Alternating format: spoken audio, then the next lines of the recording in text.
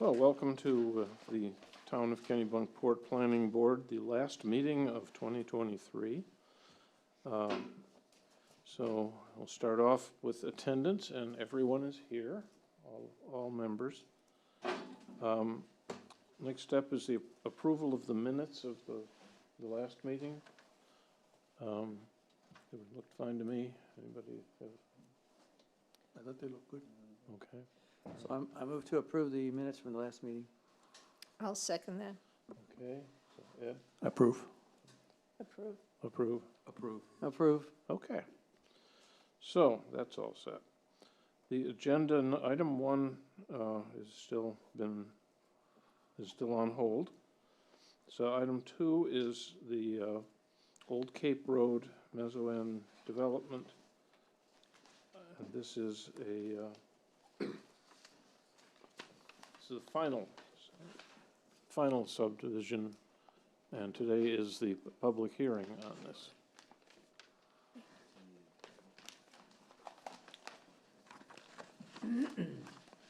Good evening, Steve Blake with BH2M, representing Mezzo-End Development. So do you want me to just give like a brief rundown of this for the public hearing? Okay. So this is located on Old Cape Road, right at the intersection of Old Cape Road and Roberts Lane, which is a private road. It's a 3-lot subdivision, so there's the outsale lot, which is fronts on Roberts Lane, which was recently built on. There's the main lot where it says Pamela Hutchins, which has an existing residence on it. And then there's lot 1, which is the lot that we're proposing to build a house on. So it's a 3-lot subdivision, but for all intents and purposes, it's one lot that we're building a house on. We received preliminary approval, I think, back in October. Our final application was deemed complete at the last meeting. Correct. And the one, let's say, big change that we had between preliminary and final was the relocation of the proposed driveway for lot 1. Previously, we had that coming in off of Old Cape Road, and now we're proposing that off of the private road, Roberts Lane. Good. Thank you. All right. So for starters, anybody have any questions? No additional. Mike? Could I just ask, you may have said this before, can you remind me what the term outsale lot means? Yeah, it's a previously built lot. So the overall parcel was split, and the outsale lot was a lot that was divided off prior to us proposing this lot 1. Okay. So that was not, because it was a lot split, we didn't have to go through the subdivision process, but because we're now splitting the remaining piece of the lot. Understood, that- okay. so. It's a colloquial term for Yeah. the previously existing. Yep, exactly. Built upon lot. Correct, yep. Okay, thank you. Okay. Any other questions from the board? Not hearing any. I guess since we approved it as complete last time, this is a public hearing. So anybody from the public wishes to discuss this, now is the time. Any hands raised? No hands raised. No hands raised. So I guess I will close the public hearing and take a motion on this one. Mike, why don't you make the motion? Motion to accept? Second. Okay. Approved? Approve. Approved. Approved. Approved. Good. Okay. I think Mike has a finding of facts, which when we listen to the other finding of facts, we can read it then. Okay, I didn't print one. Oh, it was not read. So we'll read it on 2 sets. January 3rd then. You'll read We it. have them here? You have? Is that Not me. 12 and 14? No, Cape? no. Old Cape. No. Nope, Nope. apologies. So we Not- will have a finding of facts on January 3rd. Okay, Okay, you don't need to actually be here for that. okay. But you need to file it with the state as soon as we're finished with it. Record it? Yeah, you have to record it. Okay. Okay. At what point does the board sign this subdivision plan? I brought copies with me today, is that something We that gets done? would sign it right now, if, or we'll sign it when we get a chance. Okay. Absolutely. So should I just leave those with Lee J for now, and then, okay. Okay, great. Yep. Well, thank you very much, I appreciate it. Okay. Thank you. That was quick. Good change. All right, this is, the second one is item 231101, which is 19 River Road, the Cape Arundel Golf Course. Now, there's a typo on the agenda. This is not a public hearing. This is the continuation of the initial hearing. There was a large number of additional stuff was submitted here. We just got it. So, Good evening, members of the planning board. My name is Phil Hesketh. I'm the representative for Cape Arundel Golf Club. Do you want me to give a brief summation of what's going on? Okay. Cape Arundel Golf Club is proposing a 20 by 14 addition onto a material storage shed that's existing on the property. It'll be metal clad, shorter than the existing building and adjoined right to it to match everything on the existing material storage shed. We are also proposing a relocation of the dumpster enclosure adjacent to the addition. I was able to locate old existing drawings that showed the shoreline zoning area, the entire property actually, and where the 250-foot setback for shoreland was from the edges of the high water on those bodies of water on the property. That was all included in the additional materials I submitted. I believe I resubmitted all the information that was asked for when we were here 2 weeks ago. Hopefully I was able to write everything down fast enough to include it all in what I remailed out to all the members of the planning board.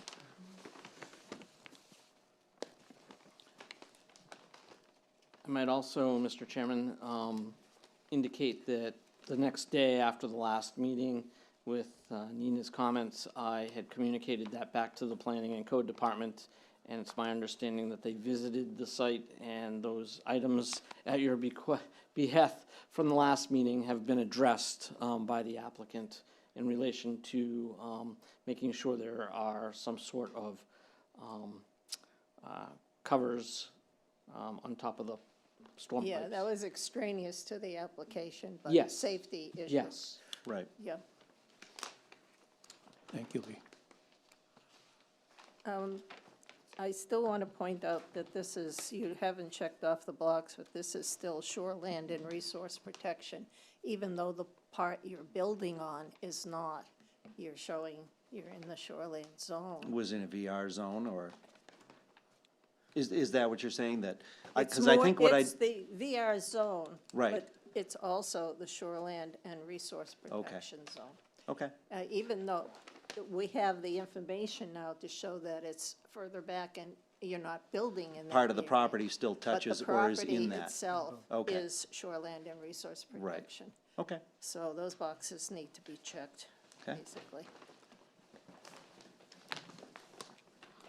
What's the mechanism for doing that? Lee, maybe that's a question you could help us with. I don't want him to spend another pile of money. I got an envelope with the update on this, and it says it cost him, just to send it to me, $30. right. That was Which great. seems outrageous.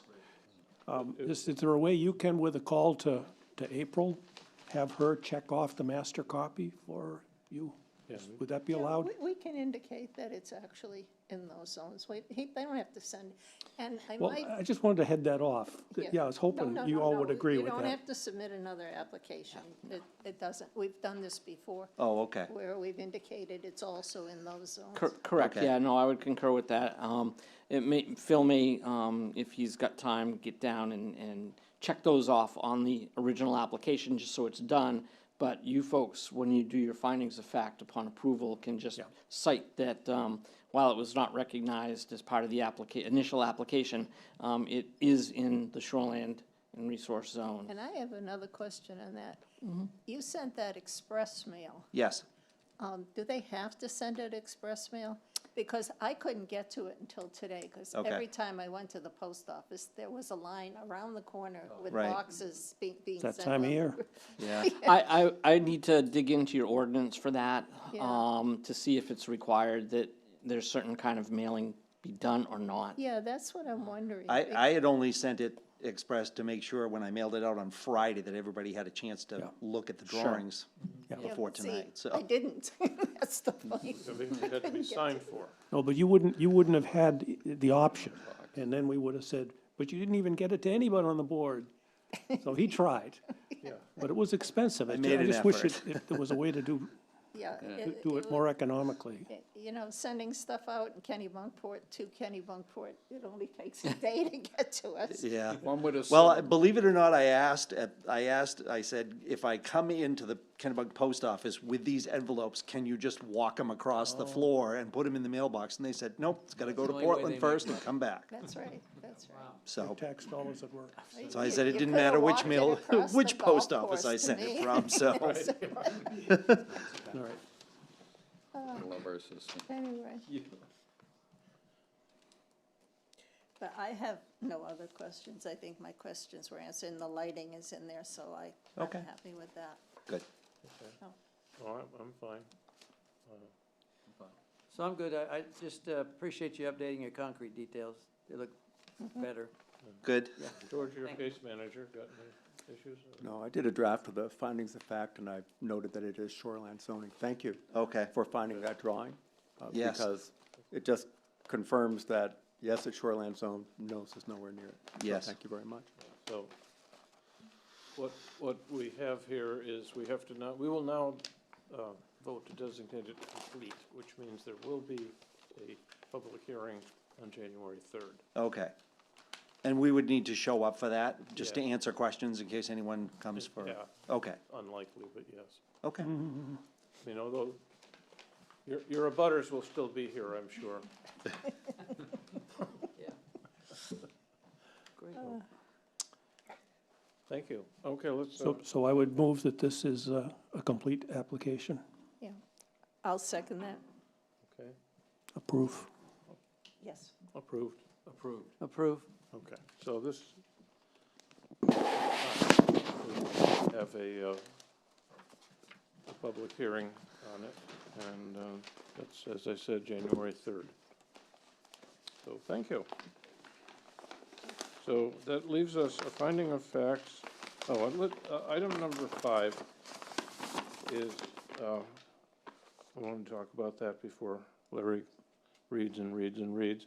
But item number 5, the Glen at Goose Rocks, they did not get the final plan out in the allocated 6 months, and they would like to have us approve an extension to, to next year. I Well- think they're practically ready to send it, but I didn't have any problem with that. How long an extension? I think they said, I would say give them January, would be fine. So we're gonna specify it at due before end of January? Is that the idea? Yeah, Extend yeah, until I January? think they'll actually have it for the second meeting in January, but. Okay, yeah. I mean, they didn't actually specify, right? They just said they wanted an extension. No, they were practically saying they could have it ready on the 3rd of I January. remember that, but, yeah. So I would say we give them till the 3rd, Just say third. 17th of January. Do we need to make a motion? Yes, please. Okay, I'll make a motion that an extension will be approved until the end of January. Yeah, second that. I'm sorry, January 17th? Well, or the- no, Well- 31st, let's just make it January. Make- Anytime in January. All right. Yeah. That's simpler. Okay. Yep. So, all right, so we have a motion on the floor. Ed, you approve? Yes, I approve. Thank you. I approve. Approve. Approved. Approve. Okay. So before I think we want to discuss the draft ordinances that Lee J. over there put together for us, since this is the last time we'll see him. Yes. Oh, So I guess the first question, because I was caught a little off guard when I met with the Growth Planning Committee last week. Have you folks been briefed or heard anything about LD 2003? Yeah. Do you want me to start right at the very Very- beginning on Very that? briefly. Very cursory. Okay. We had a very Discuss cursory as well. discussion. Okay, so That's all. let me start at the beginning then, so both you and the public can hear it. So in 2022, the legislature created a bill that is dubbed LD 2003. The intent of the legislation is to provide amendments to local ordinances that would help create affordable housing. Affordable housing being workforce-type housing, not low, moderate income housing. So I think that there should be a difference that people need to understand, because sometimes when you say affordable housing, people think low, mod income housing. This is not that. It is to encourage development of additional housing units for workforce type of folks. So in the legislation, it was indicated that in the big picture part of it, the law says that municipalities shall, not the municipalities may. So it's really indicating that all the municipalities need to adopt these types of amendments to address affordable housing in the community. The three areas that were considered as part of the law is the accessory dwelling units, which you have already in place, accessory apartments. The second piece that I would say is the second easiest piece to understand is the affordable housing development piece. And then the third piece of the law is the allowance of 2 to 4 units on vacant parcels where you're in a growth area based on your certified or consistent comprehensive plan with the state law and have water and or sewer available.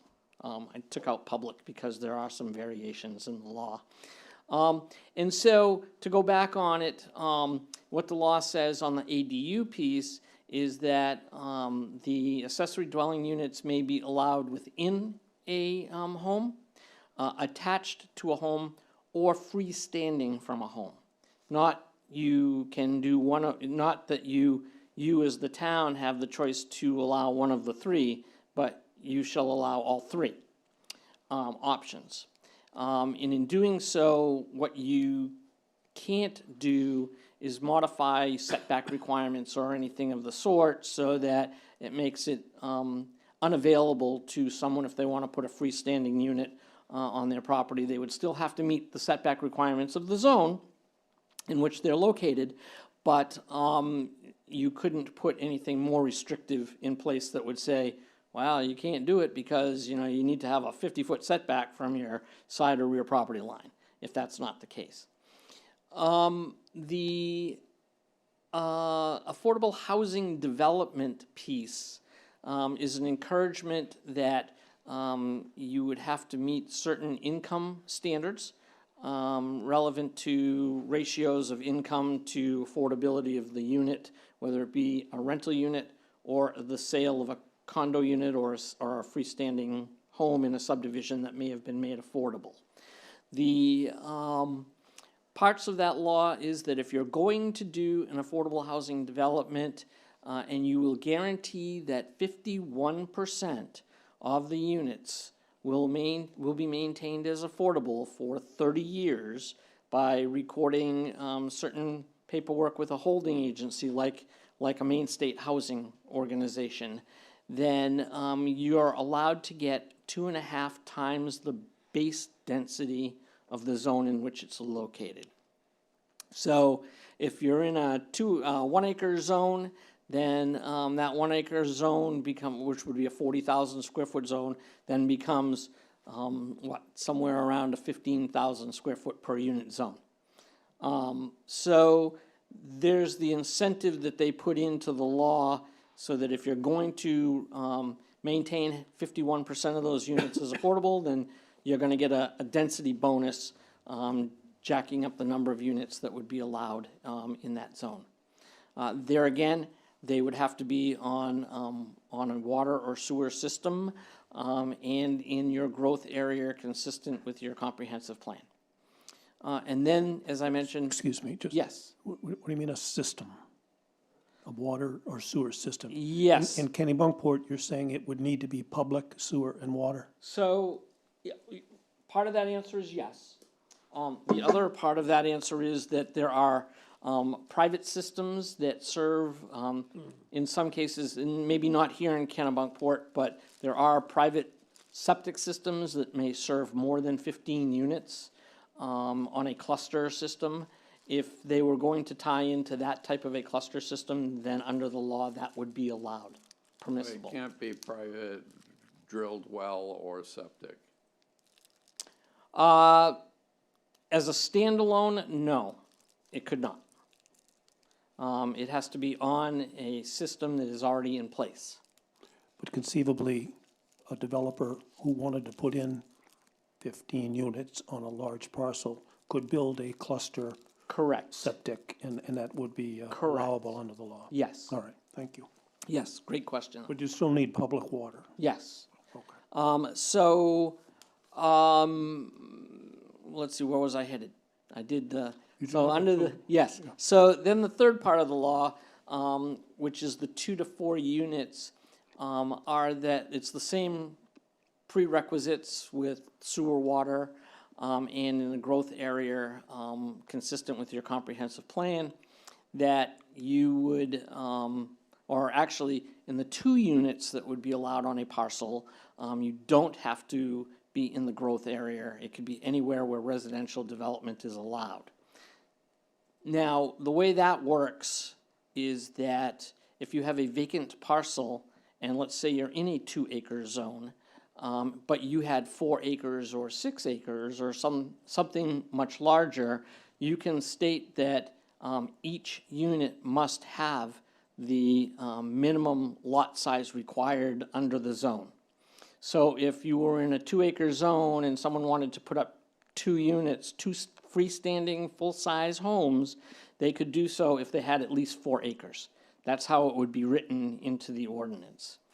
If you're in the growth area and you wanted to do up to 4 units, it would be the same thing. So if you had a, 2, 4, 6, 8, 10,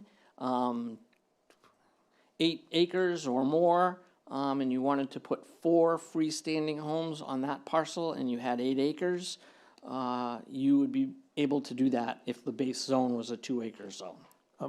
You lost me here. Yes, That's the status quo, right? That's what we have today.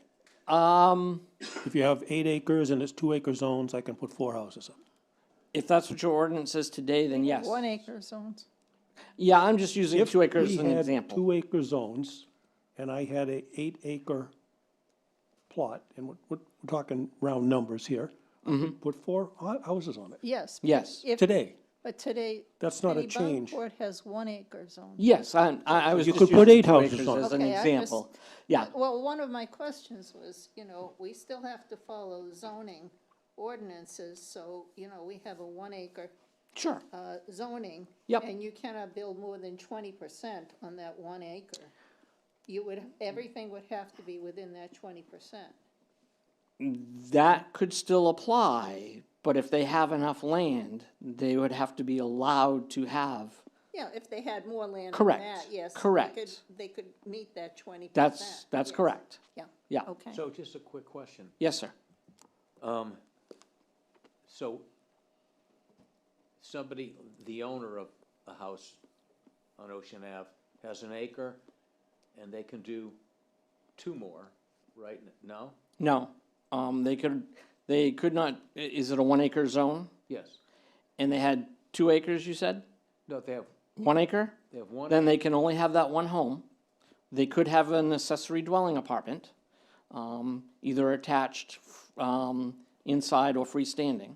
So they could put, They could put an accessory dwelling unit, which is maximum of 800 square feet, I believe, here in town. Yeah. they could not have a full freestanding home, say a 2,000 square foot home on the parcel. Right, 800. And would they be buying that? So, no, the intent is that it be accessory to the primary home. So, for example, some of the language that, I've done elsewhere with other towns indicates that, the property, must not be allowed to be put into a HOA or a condominium association or anything that would allow that single unit to become a freestanding, separate owned unit. It must be accessory to whoever the primary owner is of the primary home.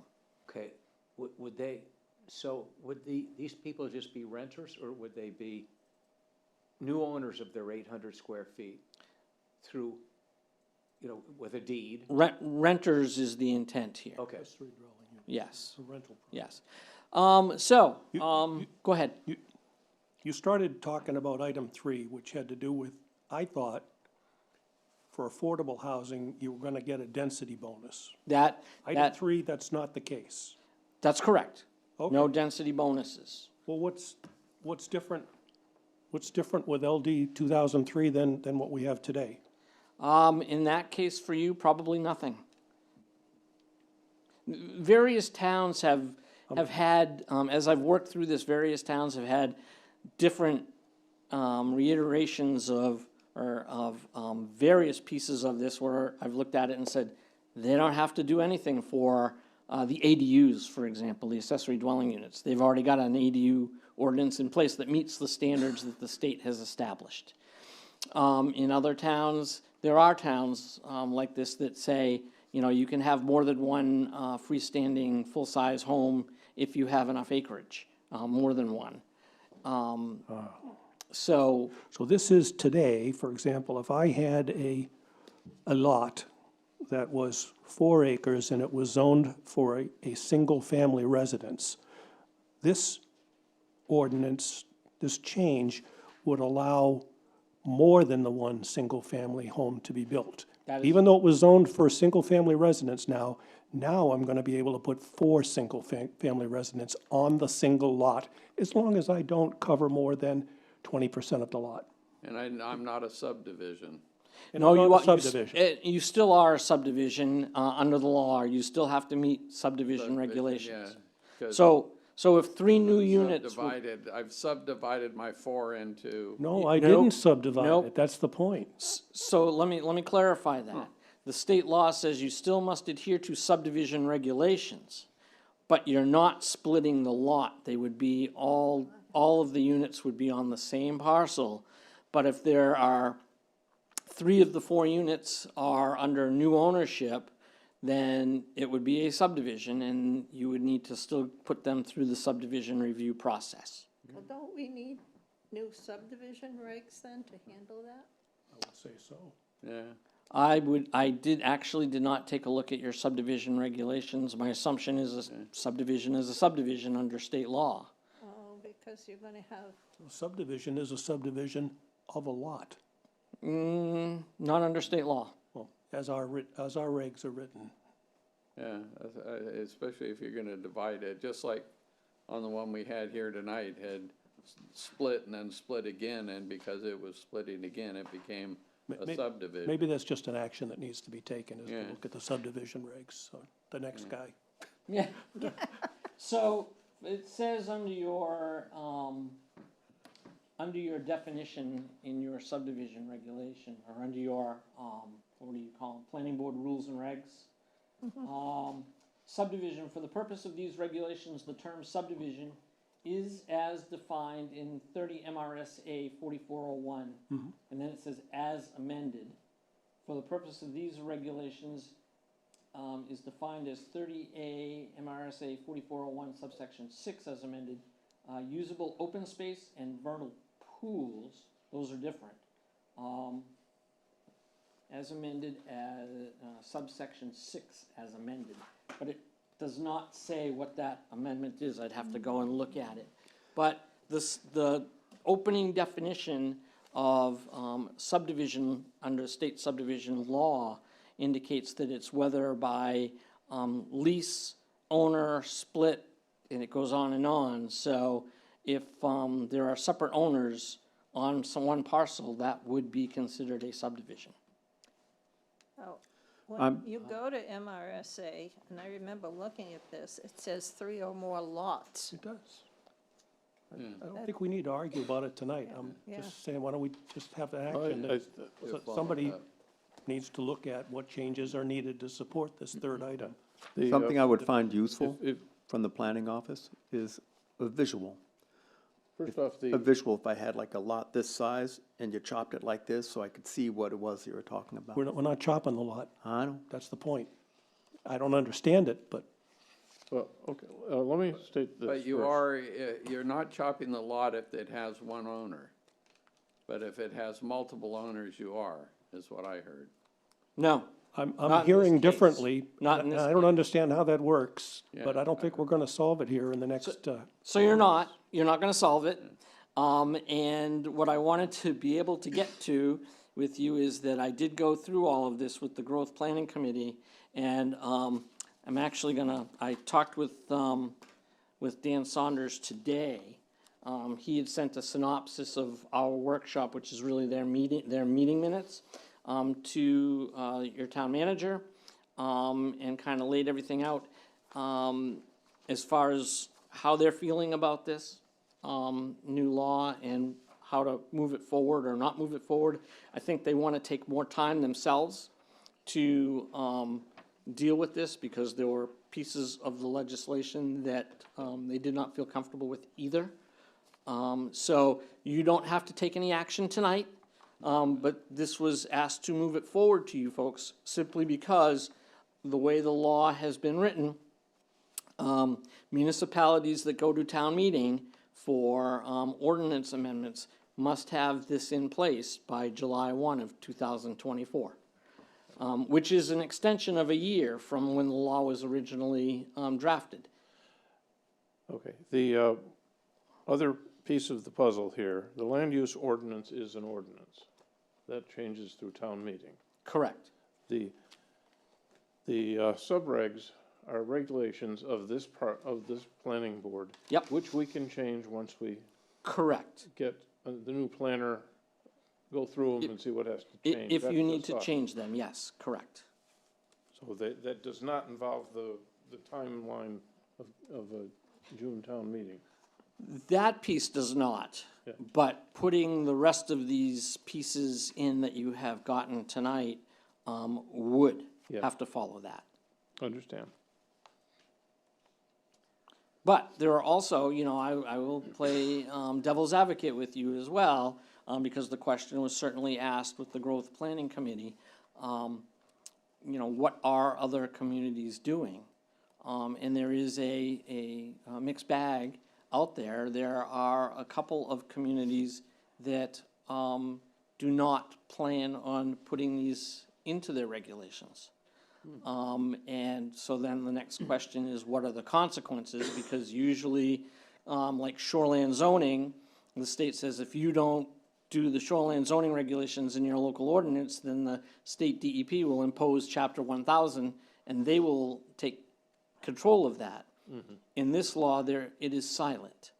And the silence simply means that if a developer wants to come along and do a project that meets LD 2003 in your community and your regulations are not up to par, they could sue the town. So it's really a private sector to municipal issue if those regulations are not put in place. So it's really a town decision. I do know one town that went to town meeting actually last spring. It was the first town that we did these amendments for, because there had not been an extension that had been granted by the legislature at that time, and the people voted it down and really said, these are not what we want in our community. may I ask a question then? So given your short tenure, Yep, very short tenure, just and- a blip on the screen. right, who is going to own getting this language that you're gonna start to go over with us tonight? who's gonna own the problem of making that right? Making which part right? Well, You you've mean- got a whole number of proposed changes in here. Yes, yes, It hasn't been reviewed and approved yet. correct. Who is going to have their fingers on the typewriter? Who's gonna work with the boards in order to Well, get Your, this your, right? your new planner. the new Oh, planner. okay. Your new planner. That wasn't clear to me. Yes, I'm Okay. sorry, yes, your new planner, who starts on the 29th of this month. All right, Is so this- we'll work with him. This legislation is codified now? Oh, yes. Because, I went back looking, and even the definitions drive me crazy. I mean, it says affordable housing means a decent, safe, and sanitary dwelling. What in the world is the definition of decent? They don't, Well- it's so ambiguous. Is that in LD 2003? Or did we That's propose that MRSA. language? This It is MRSA. Oh, okay. So, It's a political definition. Yes, so, Decent. no, let me correct that a little bit, because it is specifically defined. So, under the state law, affordable housing is defined as for rental housing, a development in which a household whose income does not exceed 80% of the median income for the area as defined by the United no, States. no, I have all those definitions, and I've gone through, actually, Yep, I've gone through, working out what the median is for Maine and so forth. And- Sure. And affordable housing is not gonna be affordable to anybody by these definitions, by the way. But and I can't help you with that. I know, but Maine legislature, Title 30A, Section 5246, I looked up the definition because I couldn't believe we had this definition, but they copied it right from MRSA. And it says decent, safe, sanitary dwelling. I don't know what decent means. I mean, it's so ambiguous. Are we on to the first chapter 242 now? Is that, we've gone from the introduction and we're moving into the, That's The in the language? town. This is the town language, which is copied right from the right. Maine legislature I language. just wanted to make sure I knew where we were on the agenda. You're proposing that we go into item 6 now, which is to discuss these proposed changes. Yes. Yes. Well, terminology. That's the Article two. that's the first one, 242-2. Yeah, terminology, it's crazy. I mean, I can see- Terminology, I'm sorry, which one are we on? the one with the blue, Well, there's a number of them with blue. right there, that's blue. This one has blue also. 242.1? Article down here. 2.2. terminology, 242.2 definition. was in the Okay. email. Yes. So this is this one. We're gonna talk about 4 of them, I gather from the agenda. Yeah, I got the email, I think yesterday or the day before, and quite recently, and I just glanced at them. I saw a couple of things that stuck out to me, but I'd like to go So, back and look at yes. it after this context. So I mean, again, I I'm, thought we you were know, gonna go I'm, through it, and we wouldn't have to slog through it on our own. It's very dense language. It's pretty Well, dense, yeah. yes, you're certainly not going to, solve these issues tonight. I was asked to bring them forward to introduce them to you. The growth planning committee, certainly is going to work through, additional issues with it on their own. And I would certainly, if you have those types of concerns, I would bring them, at least to them as initially. And your new, planner will be carrying that forward. I'm sorry, you're saying you want us to bring concerns to And- the Growth Planning Committee? I would suspect you might want to if you have that capability as a tax-paying citizen in the town of Kennebunkport. What's their role in this? You're asking me a question I guess I can't answer. I was Well, no, asked but to, you're suggesting we feed them information, and I'm not quite sure what Well, they're the growth doing. planning committee would work with the planner to go through And- and Ah. to tighten up this language. So they have ownership of this with the. They have some with the co- ownership with the planner, yes, to bring this forward to us and to the town. correct. I thought the Growth Planning Committee did the comprehensive plan. That's what they, That's what they normally But do. you're saying they also do the land use ordinance? If they've been working on this, then they've taken ownership of it. I don't think they have been. I think this language was brought to them the same way it's being brought to us. Okay. And they've responded with a memo. I was just directed to have them see this stuff. I mean, as you know, have not worked with you folks, so I don't know your whole process, but I was asked to make sure that they had workshop with me on it, which we did last week. And that was their first exposure to it as well. As far as I know, Yeah. yes. But someone, I guess, Ed, you're saying someone owned, some organization or person owns getting this The new guy. through, and that's the planner. That's what I'm Okay, so hearing. the Lee planner tell us. would work with us, the planner would work with the other committees and everything. Yes, So that would be correct. They need to, when they come on board, then shepherd this through, Okay, and we'll have more discussions, I sounds guess, at that. and what is the Yes. town's, I can't speak on behalf of the well, town. I know you can't, you brought it here. Yes. Because you knew something about what the town's process is, I thought. Because I was asked to bring these amendments forward for your consideration. Okay, Again, in, every town works differently, but most towns that I work with, on a personal basis, Okay, who asked you to bring them forward to us? your town manager, Okay, Laurie. yes. Yeah, okay, so Laurie is basically overseeing who's going to get this and, you know, I would and make assume, sure that people are going to see it that are going to have to work with it. I would assume, yes. Yeah, okay, all right. And the planner will have to really take ownership of it, Yes. okay? Because I could see a lot of issues with this. I mean, Yeah. if you have one ownership and 4 dwelling units on that ownership, what happens when somebody mows somebody else's wildflowers or something? It wouldn't be I can decent. see all sorts of problems. Yeah, it didn't make sense. No, you'd have to have something like an HOA. Absolutely. And and you just specifically can't.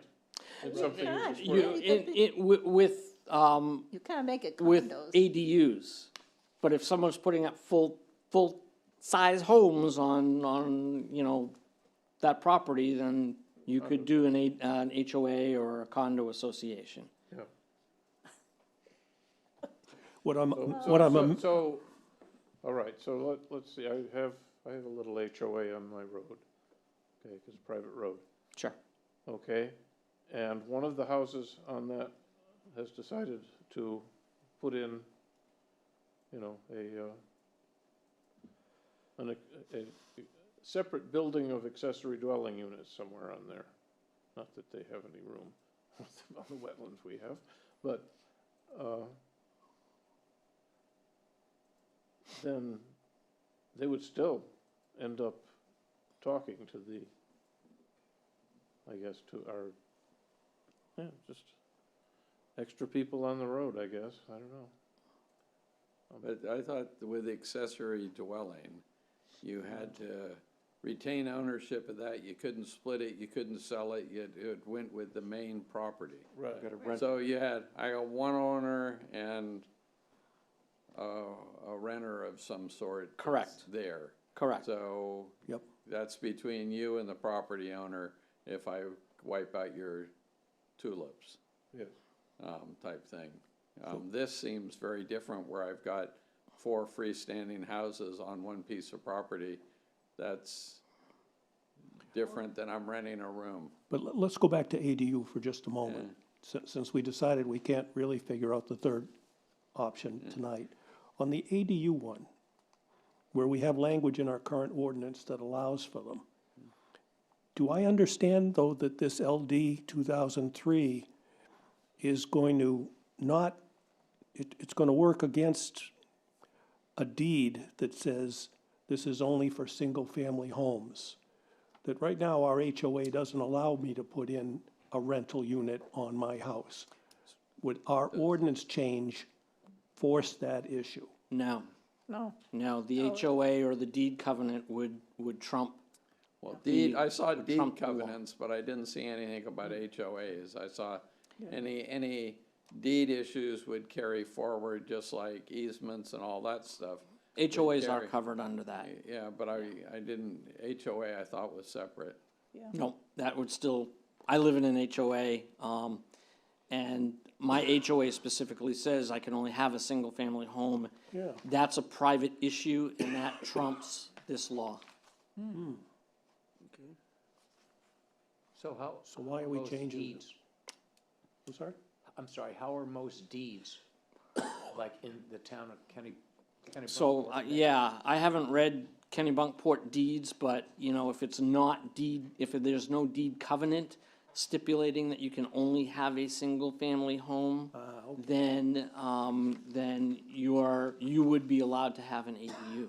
So if you're in the village residential zone now, and you got an acre, and you don't have you're not in a private way, you don't have an HOA, you're not part of a subdivision, Correct.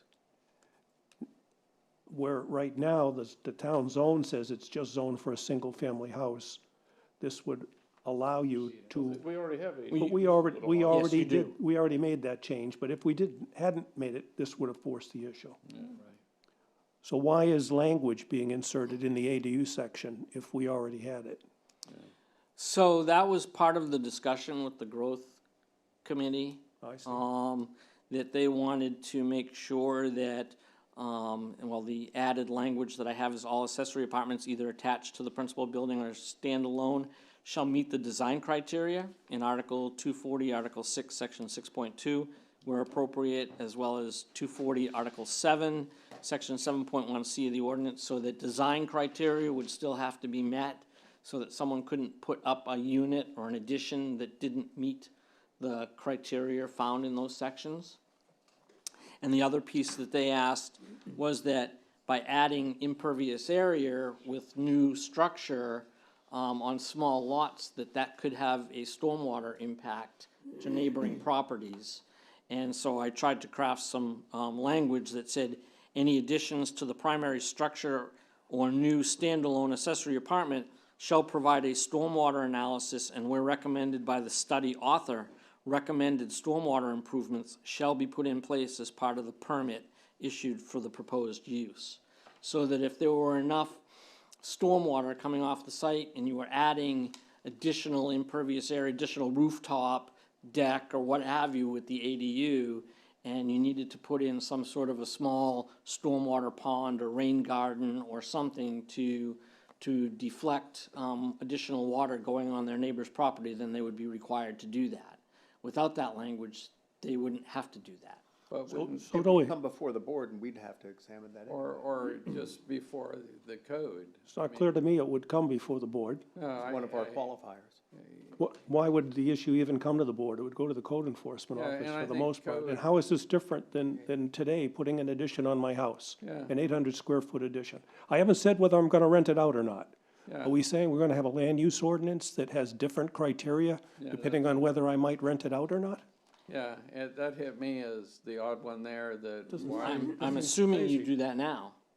Why are we adding You- language you- then? You have an ADU, you have an accessory apartment ordinance already in place. I'm assuming that when someone comes in for a permit, they have to qualify it as an accessory apartment.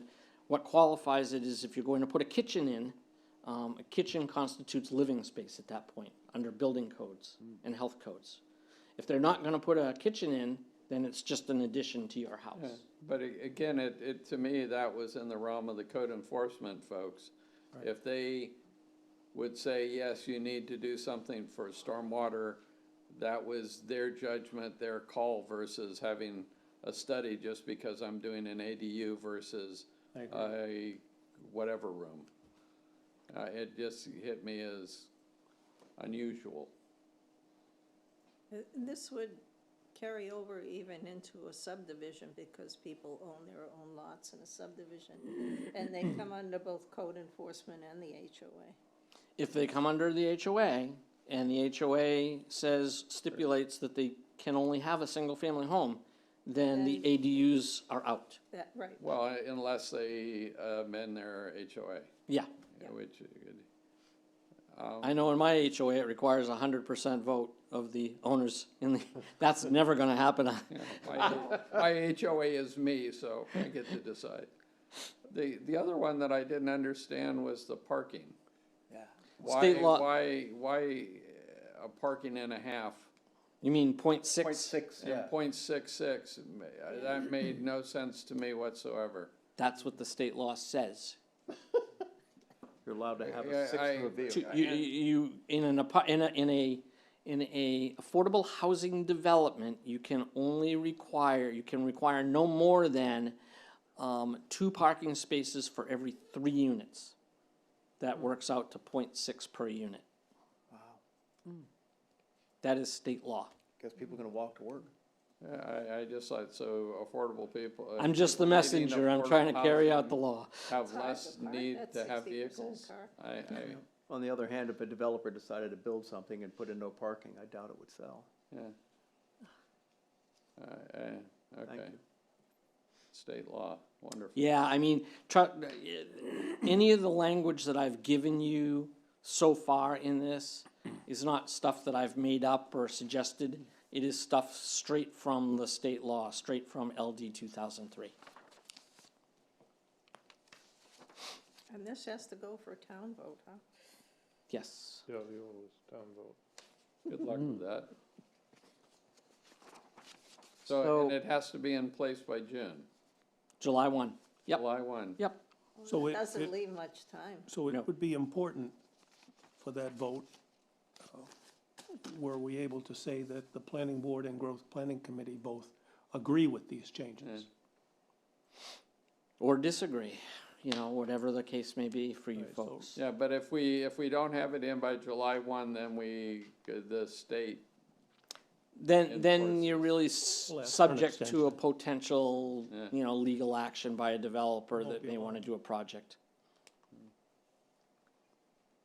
interesting. But is the state going to impose some penalty if it's not approved by July 1st? Not unless they come up with an amendment to this session. No, I don't believe there's any intent to impose any kind of a sanction against a municipality for not. So they're gonna leave it to private litigation. Yep. Well, that would be Wow. differential case law all over the place. So then also, The full lawyer. the accessory dwelling unit is one that includes a kitchen, is that what you're saying? Otherwise, it's just an addition to the house? Yeah, I mean, that's just the case, if you will, in any building code, health code. The kitchen is what dictates, whether it's a livable, habitable space versus an additional bedroom, living area, or what have you to an existing home. Okay. We don't typically deal with ADUs, they don't come to the board. Sure. They're handled by that, so The we ADUs we didn't know. You're saying our existing language, our existing land use ordinance defines an accessory dwelling unit as having to have a kitchen. I don't know that your ordinance I don't does remember that. specifically state that. Okay, well, that's interesting. Okay, Separate dwelling unit, which may be located within a single-family dwelling attached to or sharing a wall with a single-family dwelling or detached accessory structure as permitted under 247.1 of this chapter. An accessory apartment is an extension of use and may not be independently conveyed except to the extent permitted by law. An accessory apartment may be considered an accessory dwelling unit under 30 MRSA 4364B or an additional dwelling unit under 30 MRSA 4364A as determined by municipal reviewing authority. And so, because it's considered a dwelling unit, it cannot be under the building codes. It's not a dwelling unit unless it has a kitchen, which is habitable living space. And I suspect you have a definition, yes, a definition of a dwelling unit is one or more habitable rooms arranged, designed, or intended to be used or used as a complete housekeeping unit for one or more individuals living together as a family with independent living, cooking, sleeping, bathing, and sanitary facilities. And it goes on further, but cooking is in there. dwelling unit is by Yes. definition, gotta, Correct, all of those things, correct. Okay. Wow. all right? Okay. Anyway, I introduced that to you. Is there any plan to go through this Accessory language apartments tonight, or no? are approved by the ZBA? I'm sorry, The zoning board, who approves them? the accessory dwelling units? Yes. I don't know. I don't know if they're by, under this law, they would be by right. Because the law says you shall allow accessory dwelling units wherever there is a single-family home. Yeah, but it still has to meet the code. But then the HOA can trounce that and say you can't have them, right? Correct, Wow, correct. okay. As can a deed. Right, It's okay. a full lawyer and Big win for it. employment act. I'm looking forward to discussing this with our new planner. I'm looking forward to that as well. I've done a number of these in various towns, and certainly there are very different levels of acceptance and thoughts on this whole process. So you're not alone by any means in having to deal with this, and every community is very, very different, as Maine is, right? Okay. All right. Okay. Well, thanks for Yeah, thank you. introducing us. Yeah, thank you. You're very welcome. And your support. Okay, yeah, so As we- I was just, they're already permitted uses. They're not, they don't require the ADUs. zoning. Yeah, Board that- of Appeals or the, Right, that would be in your table telling you Yeah, where they're permitted or not just, permitted. oh, Yeah. it's over to the code office. That was a change last year or Yeah. something like that? That was a fairly recent change. Yeah, fairly recent, but it went through a couple iterations, I think, too. Right. Yeah, my assumption is based on a lot of the language in here that it was probably first introduced right after LD 2003 became law, but I don't know that. Again, I Well, it's been around for a while. has it? It was, but, and Werner did come and All right. briefly discuss this with us once. But, And then quit. and then he quit. Anyway. Okay, well, thank you. You're welcome. Yes, thank you Um, much, yeah. Good luck with that. Yeah, thank you. Yeah. Thank you for entertaining me, and you folks are, I must say, you know, again, I work with a lot of boards here in York County, and you folks do a very good job. You know, I appreciate the fact, and especially in my case, where you folks dive right in and take care of the notice of decisions, findings of fact. I do that for many communities that I work in, so seeing the board actually do it, you know, you folks are right on top of it. It's appreciated. Well, thank you. Thank Oh, you. Was there a set of drawings that were supposed to sign? Oh, yeah. We have them right here. Okay, Mm. well, let's, I'm gonna read the we findings. first have to read the finding of facts, but then, You want me to put them over there for you? yeah, so that you can? and if you have a special pen. No, actually, you don't need a special pen anymore. Okay, They're no longer Mylars. okay. Again, under state law, they changed that to bond paper. But no invisible ink. Nope, Okay. no invisible ink and no more Mylar. And Nina, if you ever decide to run for office, we have you on record as saying, I don't know what decent means.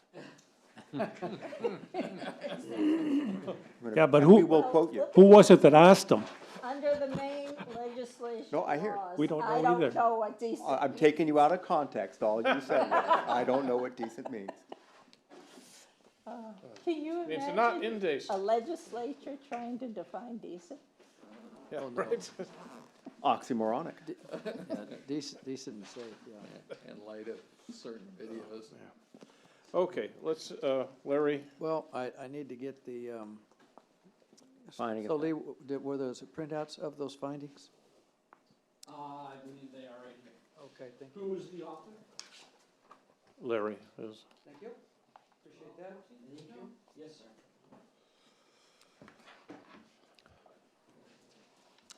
So- Before you dive into that, Yeah, do you want me to take care of the plans and get them back to April for you, or Thank you. will one of you folks? do Yeah, that? we can sign while we're reading. yeah. Yeah, we can get it signed while we're reading, and then you can get it. Oh, perfect, You, thank you want us to go ahead? Oh, well. So, anyway, so this is the Kennebunkport Planning Board finding of fact and decision, application for shoreline stabilization, 14 and 24 Field Point Road. Following site plan reviews pursuant to the Kennebunkport Land Use Ordinance held on 15th of November 2023 and 6th of December 2023, and a public hearing held on the 6th of December 2023, the Kennebunkport Planning Board makes the following finding of facts and conclusions and renders the following decisions subject to the conditions enumerated below. Findings of fact are as follows. The owner of record and applicant for 14 Field Point Road is the Timothy J. O'Neill Revocable Trust with mailing address of 221 Round Hill Road, Greenwich, Connecticut, 06831. The owner of record and applicant for 24 Field Point Road is the Linda D'Angelo O'Neill Revocable Trust with mailing address of 221 Round Hill Road, Greenwich, Connecticut, 06831. In a letter dated March 31st, 2023, owner of record for 14 Field Point Road authorized Walsh Engineering Associates, Inc. to act as agent in this matter. Address of agent is 1 Karen Drive, Suite 2A, Westbrook, Maine, 04092. In a letter dated September 4th, 2023, owner of record for 24 Field Point Road authorized Walsh Engineering Associates, Inc. to act as agent in this matter. Address of agent is 1 Karen Drive, Suite 2A, Westbrook, Maine, 04092. The properties have street addresses of 14 and 24 Field Point Road, Kennebunkport, Maine, 04046. The properties are identified as map 20, block 1, lots 1 and 2 on the municipal tax assessor's maps. The properties are located in the Village Residential East Shoreland and Resource Protection Zone. The project site is located entirely within the 250-foot shoreland setback dimension and in Zone VE, EL 17 and EL 25 per FEMA flood maps. Owner of 14 Field Point Road demonstrated a legal interest in the property by providing a warranty deed for the property recorded in the York County Registry of Deeds, book 19007, page 695 to 701 on April 20th, 2022, and the owner of 24 Field Point Road demonstrated a legal interest in the property by providing a warranty deed for the property recorded in the York County Registry of Deeds, book 19007, pages 702 to 703 on April 20th, 2022. Applicants have submitted applicants have submitted the applications for the permit by rule required by the Natural Resources Protection Act to the Maine Department of Environmental Protection. The existing property at 14 Field Point Road consists of a land area of 14.7 acres. Existing features on the property include the paved private drive Field Point Road, a single-family residence, an in-ground pool, a putting green, several landscape areas, and approximately 735 feet of shoreline out of a total of 885 feet identified in the application along the Atlantic Ocean. The highest annual tide elevation along the shoreline is 6.7 feet. The property is in the effective flood zone V2 EL 14 NAV 88 and preliminary flood zone VE EL 17 and 25 NAV 88 vertical datum, which have been indicated on the plan set. Due to the rising sea levels, increased storm severity and frequency, and existing erosion issues, the client has become concerned about the current and future resilience of their shoreline. Along the shoreline, seashore, there are 3 types of shoreline. Cobble beach consists of smaller cobble beach that contains a failing revetment, 2 to 4 foot stones. Behind the cobble beach is eroded soil, rosa rugosa, and lawn that occurred in the December 23, 2022 northeaster. Then the next type of shoreline is exposed ledge. Shoreline consists of exposed ledge with some cobbles and eroded soil above. There's a landscaped lawn and plantings behind this space. Significant erosion of the soil overburden in this area occurred during the December 23, 2022 nor'easter. And there's a timber retaining wall along the common southern border of the Timothy J. O'Neill Revocable Trust and the Linda D. O'Neill Revocable Trust. Exists a vertical timber seawall that is deteriorating and has seen washouts on top and within the timber as part of the December 23, 2022 nor'easter. The parcel identified as 24 Field Point Road is listed as 0.37 acres, 16,100 square feet on the tax card for assessment purposes. The reference boundary survey and deed includes ownership of the adjacent intertidal area, which is 0.89 acre. which is 39,100 square feet. For lot coverage purposes, the ordinance utilizes lot area, which is defined as the total area located within the lines of a lot as measured on a horizontal plane.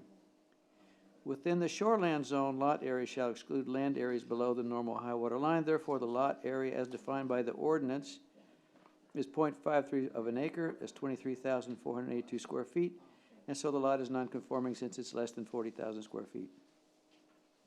The lot coverage is as follows. Total lot area upland to the highest astronomical tide is 23,482 square feet. Existing coverage and proposed coverage are identical. For the house, driveway, and walkway impervious areas, it's 8,567 square feet. For the ledge and rocky shoreline, it's 2,951 square feet, and the lot coverage is 49%. No change, basically. Since all of the proposed shoreline stabilization is occurring over existing ledge and rocky shoreline, there is no increase to the existing non-vegetated surfaces. Existing features on the property include the paved private drive, Field Point Road, a walkway, a single-family residence, and approximately 150 feet out of a total of 885 feet identified in the application of shoreline along the Atlantic Ocean. The highest astronomical tide is 6.7 feet. The property is in the effective flood zone V2, elevation 14, nav 88, and preliminary flood zones VE, elevation 17 and 25, nav 88. Vertical datum which have been indicated on the plan set. Due to the rising sea levels, increased storm severity and frequency, and existing erosion issues, the client has become concerned about the current and future resilience of the shoreline. So the concerns are exactly the same as they were for 14 Field Point Road, since these two lots are contiguous. Okay, the existing property at 14 Field Point Road encapsulates the landwards portion of the property at 24 Field Point Road. Hence, the proposed solution is for 680 plus or minus feet portion of the 885 feet of shoreline, which includes both properties together. In an application dated October 30th, 2023, the applicant proposes the following. The proposed development includes the shoreline stabilization of 680 feet of shoreline. The shoreline will be stabilized with riprap revetment as follows. For the cobble beach, the existing revetment will be reconstructed with larger stone, which will be excavated and set into the beach over geotextile fabric. The larger stone will provide the resilience necessary to counteract the wave forces. It'll also be raised to elevation 17 feet, NAVD 88, which is the calculated 100-year flood elevation on the D-firm maps, flood insurance rate maps. The existing vegetation will be removed, saved, and replanted behind the existing wall. Then, for the exposed ledge, where there is exposed ledge and overburden, toe stones will be anchored into competent ledge using stainless steel pins, epoxied into the ledge and into the boulder. Larger boulders will be placed behind the pin stones and geotextile used to separate the soil from the revetment. Existing shrub vegetation will be removed, saved, and replanted behind the revetment. Then, for the timber retaining wall, the timber retaining wall will be removed. In place of it, a riprap revetment will be installed by excavating and setting stones into the cobble beach. The stones will provide the resiliency necessary to dissipate the wave energy and protect the abutting structure. The revetment will be installed to elevation 17.0 feet, NAVD 88. Existing shrub vegetation will be removed, saved, and replanted behind the revetment. The new revetment has been designed to protect the existing structure and shoreline from future erosion. So, the applicant requested no submission or performance waivers from the requirements of the Kennebunkport Land Use Ordinance. So, pursuant to the requirements of Article 1010A of the Land Use Ordinance, Guidelines for Decisions, the Planning Board shall approve a site plan application unless it makes a negative ruling on one or more of the following identified findings. So basically, A, B, C, D, E, F, G, H, J, K, L, okay, those are all yes.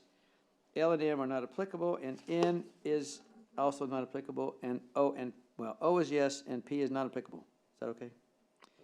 So then, when a proposed development is located within the shoreline zone or resource protection zone, in addition to the requirements of the Kennebunkport Land Use Ordinance, Article 10, the townwide regulations in Article 6, the performance standards for specific activities and land uses in Article 7, approval of the development will also require the board make positive findings based on information presented that the proposal will use, okay, so A, B, C, D, E, F, G, and H are all yes.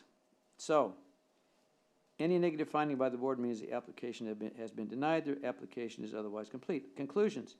Article 1010A of the Land Use Ordinance mandates that the planning board shall approve a site plan application unless it makes one or more identified findings that would otherwise compel denial, and as noted above, the board makes no such findings. Decision. The site plan application identified above is approved. Conditions of approval, if any. 1, the applicant pursuant to 1012E shall notify the planning board prior to the transfer of rights to construct an approved project. 2, the applicant must record a copy of the decision and provide proof of such recordation in the York County Registry of Deeds before any permits may issue or before any construction activity may commence. 3, final approval from the Maine Division of Environmental Protection, MDEP, must be provided before a building permit can be issued for the project. And finally, the applicant shall comply with all terms and conditions of the Town of Kennebunkport ordinance as well as the Maine DEP approvals. That's it. Okay, thank you. I Love the ABCD thing. move we approve the document No, it as was read. somebody else did that first part. Sorry? I'm just moving that the Oh, so, be approved as read. oh, a second. Agreed. Approve. Approve. Approve. All right, thank you. So we'll sign this.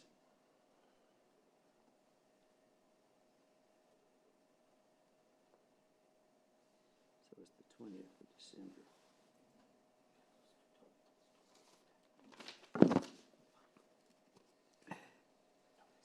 Just down that way. Here's what's one copy.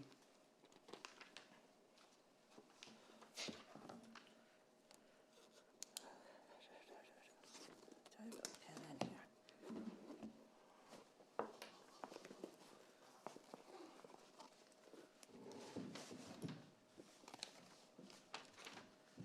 All right. Larry, I think you'd have to go down, down there. I was gonna bring them up to him. Yes. Oh, We're still. Okay. Oh, Wanted to make sure you were done with your other All right. first. I'll come down it. I'll come down it. Okay.